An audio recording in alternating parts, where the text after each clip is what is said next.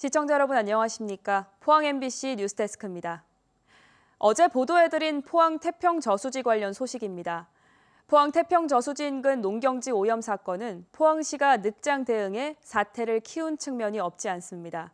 포항시는 보도가 이어진 최근에야 오염수를 무단 배출한 업체를 경찰에 고발 조치하면서도 정작 영업정지 같은 강력한 행정처분은 하지 않아서 안이한 대응이라는 지적이 나옵니다. 장성훈 기자가 보도합니다. 포항 태평 저수지 인근 농경지의 오염원으로 지목된 건설 폐기물 중간 처리업체. 탱크로리 차량이 외부에서 싣고 온 오염수를 옥외 저수조에 쏟아붓습니다.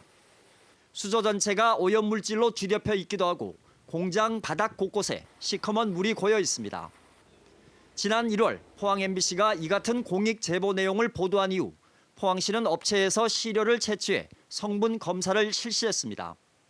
검사 결과 생태계에 유해한 총질소가 기준치보다 200배 이상 검출되는 등 무단 배출 행위가 확인돼 업체를 경찰에 고발했습니다.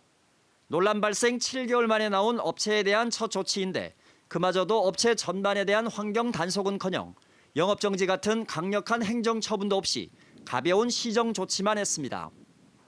이렇다 보니 대규모 환경오염 사건에 대해 포항시의 대응이 너무 안이하다는 지적이 나옵니다. 사업장의 전반적인 전수조사를 통해서 사업장에 대한 폐기물의 부적정 처리 과정이 있었는지 여부에 대한 적절한 조사와 이에 대한 향후 조치로서 적극적인 행정처분 행위를 해야 된다고 생각합니다. 포항시는 업체의 무단 배출 행위가 건설 폐기물 처리 공정과는 무관하기 때문에 영업정지 같은 행정처분은 불가능하다는 입장입니다.